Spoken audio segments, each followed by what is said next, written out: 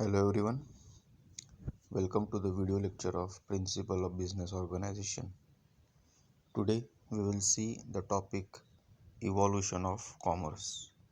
तो Evolution of Commerce का मतलब क्या होता है? Commerce की उत्पत्ति. So talking about the evolution of commerce, it is a very old process.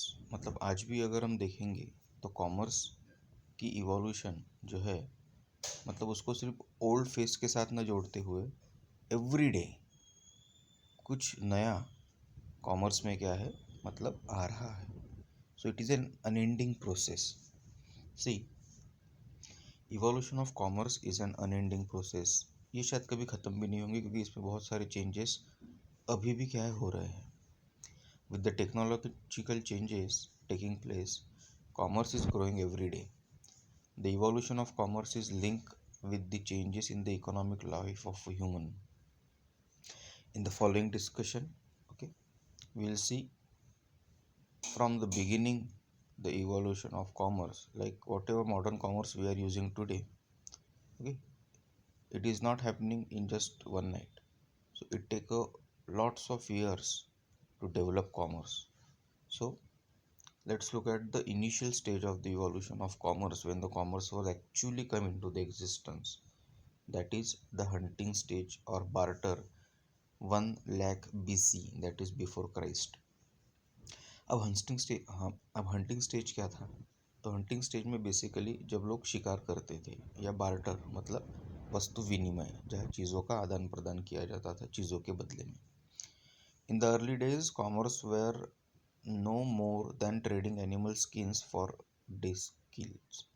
मतलब दिन भर में जो भी शिकार किया गया है किसी शिकारी की तरफ से, वही चीज़ों को ओके जिसमें एनिमल की स्किन हो सकती थी, उसका मीट हो सकता था, उसके बोन्स हो सकते थे, इनका ही क्या है तो आदान प्रदान किया जाता था.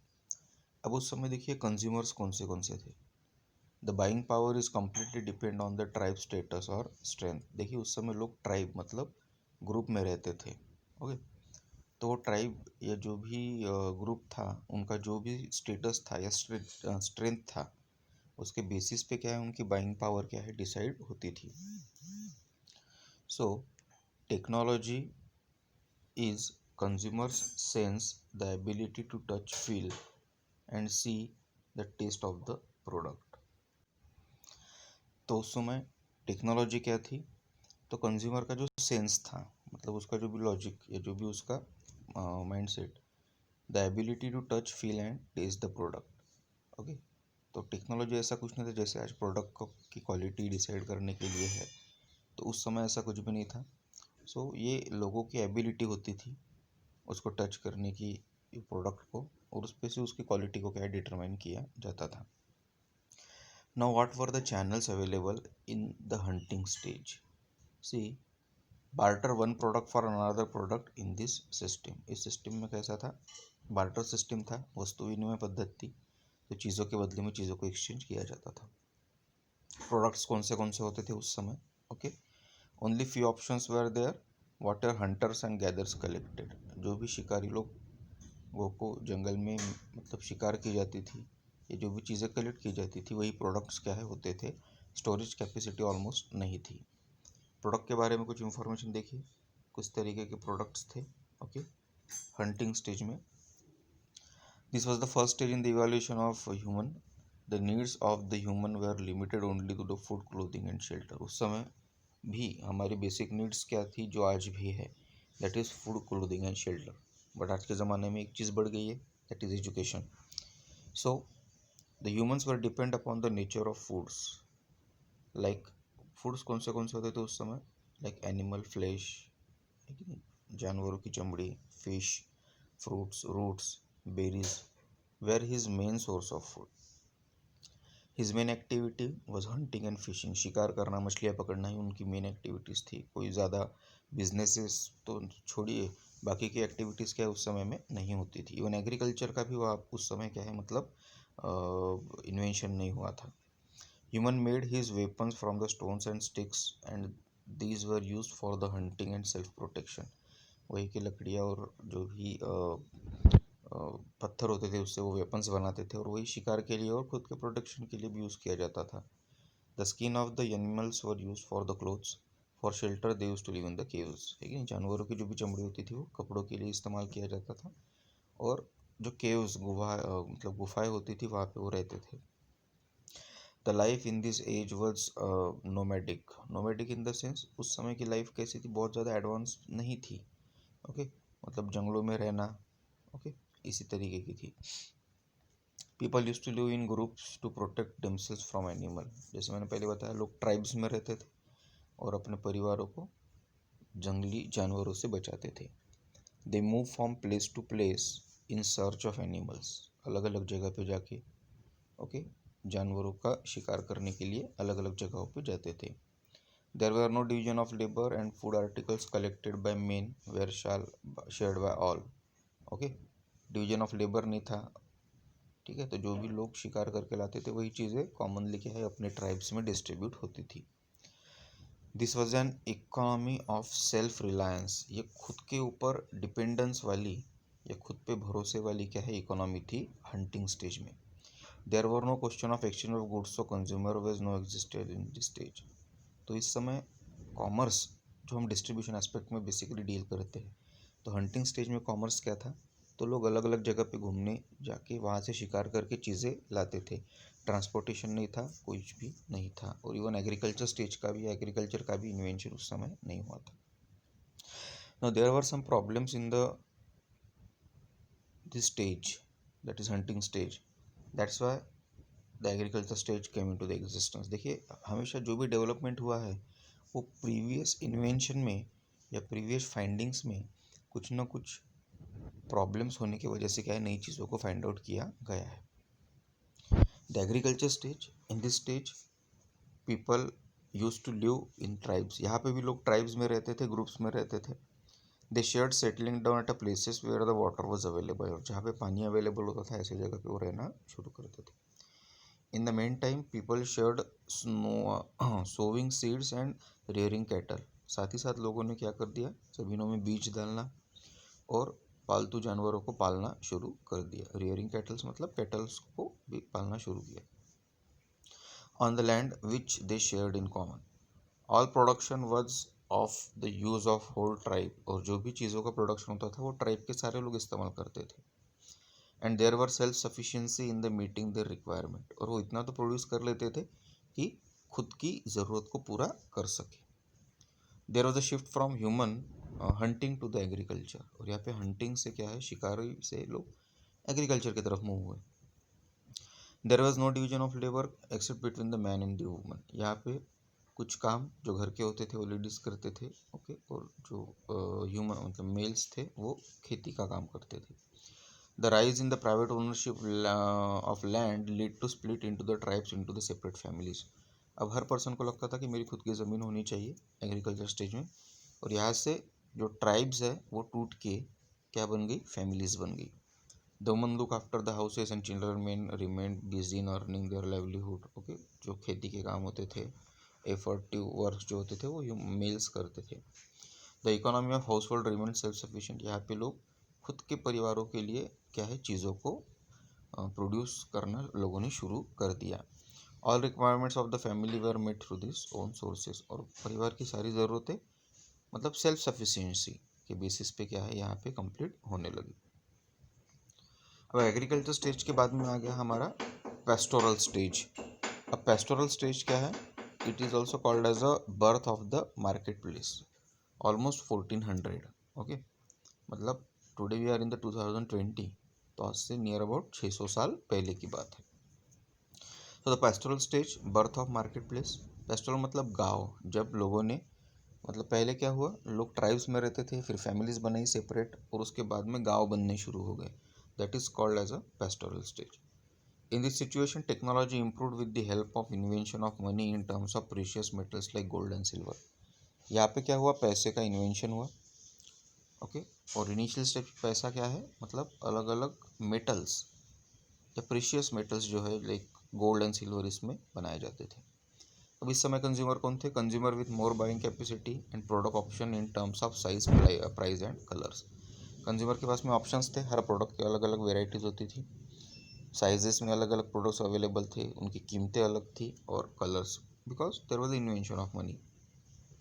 चैनल्स क्या थे डिस्ट्रीब्यूशन के? Pricing and assortment strategy began to matter, exchange of several products for gold and silver in an early market where people bring their own goods. लोग खुद की चीज़ें वहाँ पे लाते थे और money in terms of metallic जो यूज़ होने लगा था, तो चीज़ों को सॉर्ट करना या सॉर्ट करना की स्ट्रेटेजी क्या है, मतलब बन गई थी। मतलब अगर आपके पास में ज़्यादा गोल्ड है तो you can buy the more quantity, if you are having the less quantity of silver you can buy according to that. Now, what were the products available in pastoral stage? See, multiple vendors, more selection, several options such as food, clothing and furniture. Vendors मतलब चीज़ों को बेचने वाले बहुत ज़्यादा थे, options भी the selection के लिए। उसके बाद में चीज़ें कौन सी थी, तो food, clothing and furniture. Product के बारे में इंफॉर्मेशन दिया है, देखिए। Only the producer or product which you can see you can buy and the information related to the product is sorted in the mind of a seller. Okay, क्या बोला गया कि प्रोडक्ट जो आप देखते थे वही आप खरीद सकते थे, और प्रोडक्ट की इंफॉर्मेशन कहाँ पे रहती थी, वो जो भी सेलर है उसके माइंड में रहती थी। मतलब बहुत सी चीज़ें ऐसी भी होती थी जिसके बारे में लोगों को पता भी नहीं होता था, तो उसकी रिगार्डिंग सारी इंफॉर्मेशन, जैसे आज एडवर्टाइजमेंट वही काम कर रहा है जो उस समय सेलर करता था, और पूरी इंफॉर्मेशन उसके माइंड में स्टोर होती थी। This is the second stage in the economic evolution of human. The uncertainty in depending upon hunting, humans started rearing animal. अब जो हंटिंग स्टेज में प्रॉब्लम था, इसलिए लोगों ने क्या कर दिया, एनिमल्स को रियर मतलब पालना शुरू कर दिया। The reared animals were used for food and their skin were used as a cloth. Okay. The animals needed grass and water. Humans started settling at places where grass and water available in the abundance. जो जानवर वो पालते थे उनको जो भी चीज़ों की ज़रूरत होती थी, ओके, जैसे खाने के लिए और पीने के लिए पानी, तो उसके लिए वो क्या है, जहाँ पे पानी की अवेलेबिलिटी होती थी वहाँ पे रहते थे। The animals such as goat and sheep were use for getting milk also. Human started having interest in his animals. This also meant creation of new wealth, और वहाँ से उसने क्या है, वेल्थ बिल्डिंग भी करना, क्रिएशन शुरू कर दिया। Human moved in tribes in search of new pastures, lakes and rivers. वो अलग अलग जगह पे, मतलब जहाँ पे पानी की अवेलेबिलिटी है, ऐसे जगह पे वो जाना उसने शुरू कर दिया। To use settle so long his requirements of water and grass were met. There were no division of labor and people used to depend upon their own means of livelihood. अब ये जो स्टेज है, that is pastoral stage, यहाँ पे भी मतलब वही important concept okay बताया गया कि लोगों ने गांव कहाँ पे बसाया, तो जहाँ पे पानी की अवेलेबिलिटी है। आज भी आप देख सकते हो मैक्सिमम जो गांव है, ओके, वो ऐसी जगह पे बने हैं जहाँ पे क्या है, मतलब सारी चीज़ें अवेलेबल होती हैं। Then the next stage is the omni channels. Now what is omni? Omni means in which all the activities or all kinds of market activities are involved, that is called as omni channels, which is started from the 1990s. okay, मतलब recently जो 30 साल पहले वगैरह क्या है शुरू हुआ है। अब इसमें कंज्यूमर कौन सा है? Research product in physical sector and find best availability colour prices online. आज का कंज्यूमर कैसा हुआ है, ओके, ये रिसर्च करता है प्रोडक्ट के बारे में, ओके, और उसके बेसिस पे बाइंग डिसीजन क्या है वो लेता है। Now what are the channels available? Many products are available in physical stores and on the e commerce website for the retailer. आज तो मतलब अलग अलग वेबसाइट्स भी है जहाँ पे प्रोडक्ट्स की इंफॉर्मेशन क्या है, अवेलेबल होती है। What are the products? Number of products are available in the physical as well as in the online format at a store. Physical मतलब भी है या ऑनलाइन फॉर्म में भी है, और जो प्रोडक्ट चाहिए वो सारे प्रोडक्ट्स क्या है वहाँ पे अवेलेबल होते हैं। प्रोडक्ट की information, data quality is widely varying and there is a inconsistency between what's online and what is in the physical format. Almost सारे प्रोडक्ट सारी जगह पे अवेलेबल है, और आपको अगर फिजिकली भी अगर परचेस करना है तो you can search about it in the online channels, and online channel पे इंफॉर्मेशन आप गैदर करके भी आप क्या कर सकते हो, प्रोडक्ट बाइंग डिसीजन आप ले सकते हो।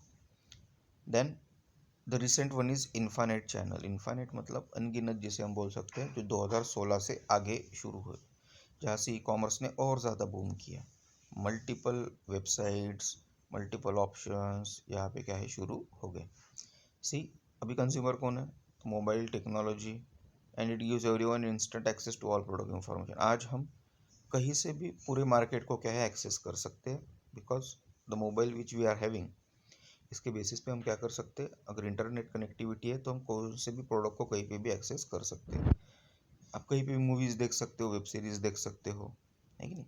सो now the channels are infinite, मतलब ऐसी कोई जगह नहीं है कि वो प्रोडक्ट लेने के लिए आपको वहीं पे जाना पड़ेगा।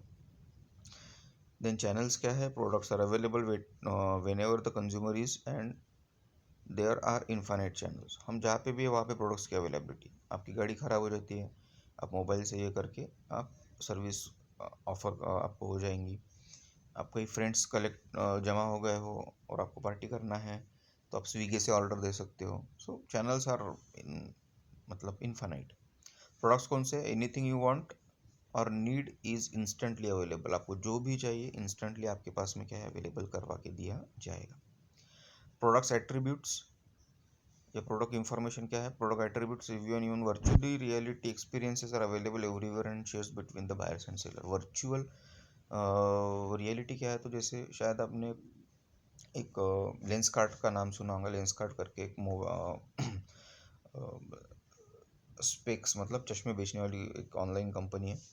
तो आप अगर वो वेबसाइट पे जाते हो और तो वो आपका एक फ़ोटो, आप वहाँ पे अगर मतलब एक वर्चुअली 3D फोटो वो आपका मतलब निकालता है, और अलग अलग फ्रेम्स आपके चेहरे पे कैसे दिखेंगे वो वहाँ पे प्रेजेंट करता है।